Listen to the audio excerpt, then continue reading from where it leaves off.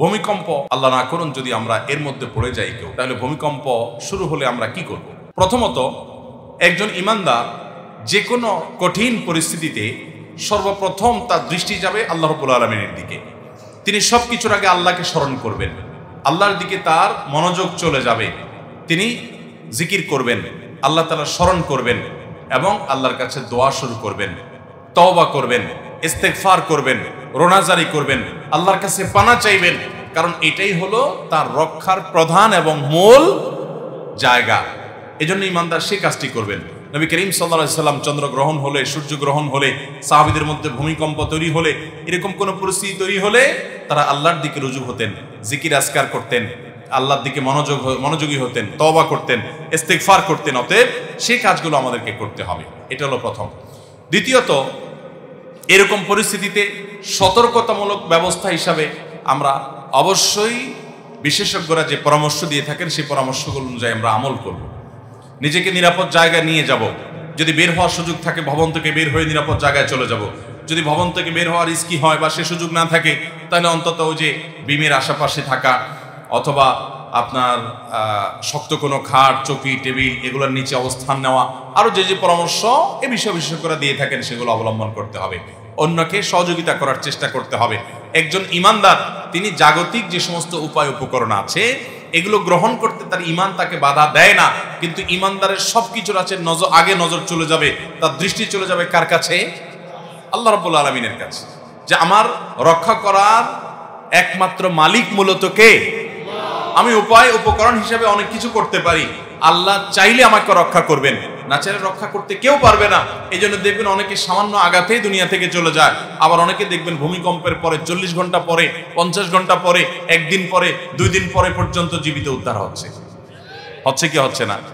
এই যে করোনা হলো, বহু মানুষ আমরা দেখেছি যে করোনার রোগী সাথে মাখামাখি করেছে, কিছুই হয় নাই।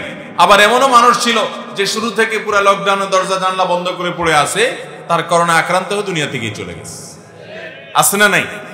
অতএব সব জায়গায় বিজ্ঞান জবাব দিতে পারবে না। দুজন মানুষ পাশাপাশি আছে, একজনের ইমিউন হয়তো একটু বেশিও আছে কিন্তু সে আগে শেষ হয়ে যাচ্ছে, আরেকজন ইমিউন একটু কম, রোগ প্রতিরোধ ক্ষমতা কম, কিন্তু দেখা যাচ্ছে সে পরে শেষ হচ্ছে। কেন পরে শেষ হচ্ছে এর কোনো ব্যাখ্যা কেউ দিতে পারবে না, কিন্তু ইমানদারের কাছে ব্যাখ্যা আছে যে আল্লাহ তাআলা তার হায়াত বেশি রেখেছেন, সেজন্য সে বেশি বেঁচেছে। আল্লাহ না করুন ঢাকা শহরে যদি এরকম পরিস্থিতি হয়, তাহলে উদ্ধার করার মতো মানুষ, লাশ দাফন করার মতো মানুষও পাওয়া যাবে না, কাঁদার মানুষও পাওয়া যাবে না। আল্লাহ রাব্বুল আলামিন আমাদের পাপের জন্য আমাদেরকে যেন শাস্তি না দেন, আল্লাহ যেন আমাদের প্রতি রহম করেন, আমাদের প্রতি আল্লাহ যেন ইহসান করেন, আমাদের এই গরিব দেশের প্রতি, গরিব সমাজের প্রতি আল্লাহ তাআলা যেন ইহসান করেন, যেন এই বিপদ আমাদের না আসে। আল্লাহ না করুন যদি ভূমিকম্প শুরু হয়, আপনি দৌড়ে গিয়ে নিরাপদ জায়গায় যেতে পারেন। এমনকি আপনি নামাজে আছেন, যদি মনে হয় ভবন ভেঙে পড়তে পারে, বিপদ বেশি আছে, তো আপনি নামাজ ছেড়েও যেতে পারেন, জায়েজ আছে। এটা নিষেধ না, হারাম না যে নামাজ ছাড়া যাবে না। জীবন যদি চলে যাওয়ার আশঙ্কা হয় তাহলে নামাজ ছেড়ে আপনি বাহিরে গিয়ে পরে আপনি নামাজটা পড়ে দিবেন, সেই সুযোগ ইসলামে আছে। কারণ জীবন রক্ষা করার নির্দেশ আল্লাহ তাআলা আমাদেরকে দিয়েছেন, সেই চেষ্টা আমরা করব। কিন্তু ইমানদারের বিশ্বাস থাকবে যে আমার জীবন রক্ষা করার একমাত্র মালিকই হলেন আল্লাহ তাআলা, বাকি সব উপায় উপকরণ মাধ্যম এগুলো আমি ব্যবহার করার আছে করব, কিন্তু কর্ণওয়ালা জাত মূলত কে? অতএব ইমানদারের বিশ্বাস হবে সেটি। এই জন্য ভূমিকম্প শুরু হলে ইস্তেগফার, দোয়া, জিকির, সাদাকা, তাসবিহ, সালাত, আল্লাহর দিকে মনোনিবেশ করা, আল্লাহর কাছে আল্লাহর কথা স্মরণ করা এবং আল্লাহর কাছে পানা চাওয়া, এটা হবে ইমানদারের কাজ। কারণ এটা আয়াতুম মিন আয়াতিল্লাহ, আল্লাহর কুদরত সমূহের মধ্যে থেকে একটি। কিয়ামতের আগে ভূমিকম্প হবে, সেই ভূমিকম্প এই ভূমিকম্পের মতো না।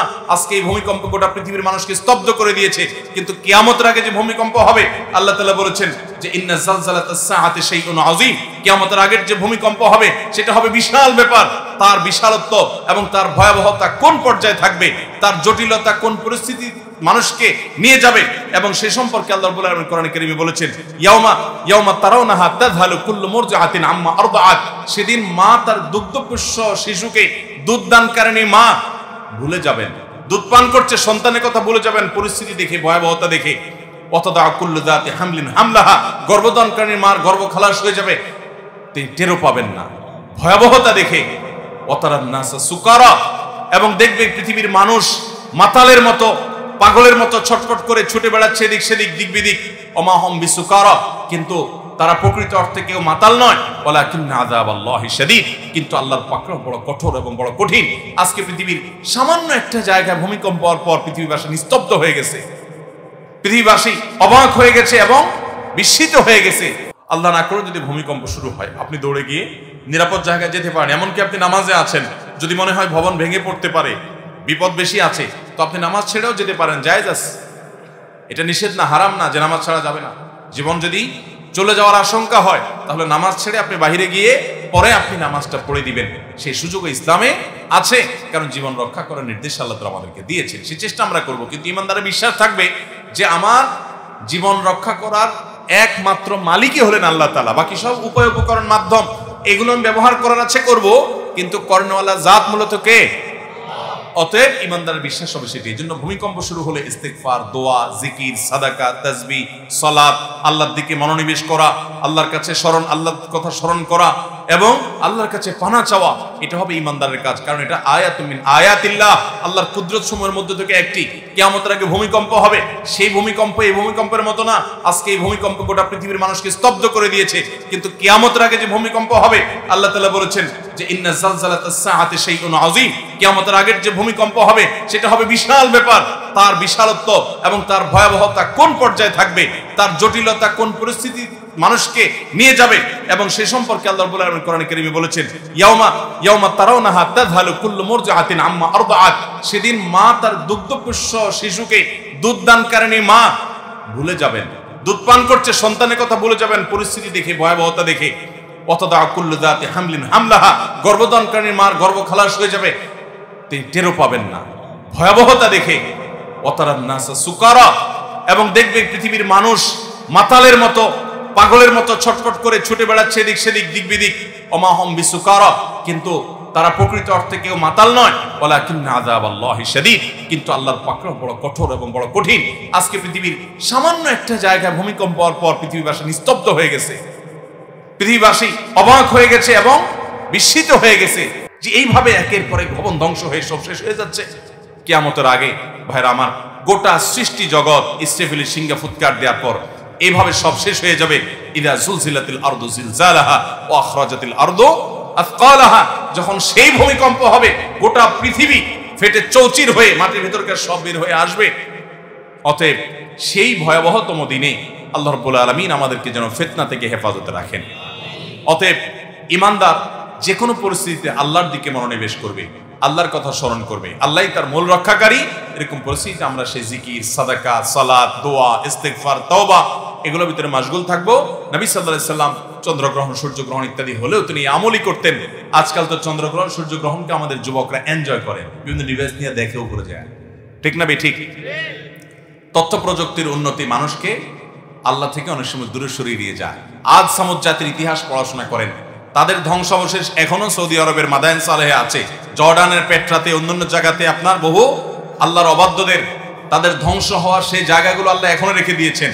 200-400 না, হাজার হাজার বছর আগে ধ্বংস হয়েছে, তাদের এখনো সে নাম নিশানা, তাদের সে আলামতগুলো আল্লাহ এখনো রেখে দিয়েছেন। কোরআনে পাতায় পাতায় তাদের বিবরণ আল্লাহ তাআলা দিয়েছেন। তাদের অনেক শক্তিমত্তা ছিল, অনেক প্রকৌশল বিদ্যা ছিল, আল্লাহর সব ধুলির সাথে মিশে দিয়েছেন।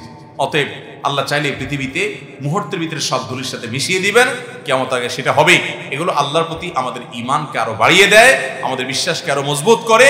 কোরআন বলেছে যা, সেগুলোর বাস্তবায়ন আমরা দেখতে পারি। কিয়ামতের আগে নবী সাল্লাল্লাহু আলাইহি ওয়াসাল্লামের ভাষ্য অনুযায়ী ভূমিকম্পের পরিমাণ বাড়বে, গোটা পৃথিবীতে ভূমিকম্প চতুর্দিকে দেখা দিবে, এবং কিয়ামতের ঠিক নিকটবর্তী হয়ে গেলে পূর্বে, পাশ্চাত্যে, মধ্যে 3 জায়গায় 3টা বড় বড় ভূমিধসের ঘটনা ঘটবে।